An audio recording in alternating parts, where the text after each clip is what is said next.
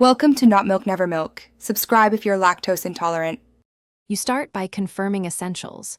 Your iPhone XR runs iOS 13 or later and is on a stable Wi-Fi or cellular connection. Once done, open Settings and tap Sign into your iPhone, enter your Apple ID and password. If you don't have one, choose Create Apple ID and follow prompts.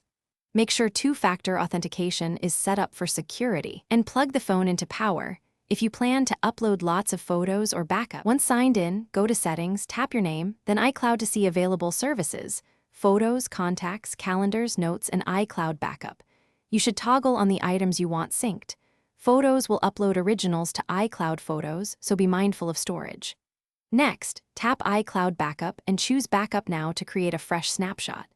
If you run out of space, tap Manage Storage to review usage and upgrade your plan. This prevents pauses during future uploads. To finish, confirm data is present. Open Photos and scroll to see recent uploads or check iCloud. Com from a computer and verify the last backup timestamp in Settings. If syncing stalls, sign out of your Apple ID and sign in again to refresh iCloud. If problems remain, make sure Wi-Fi is working, restart your iPhone XR, and install any iOS updates.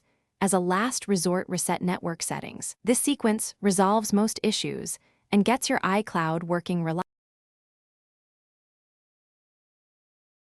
Thanks for watching. If this was helpful, leave a like and consider subscribing. See you next time.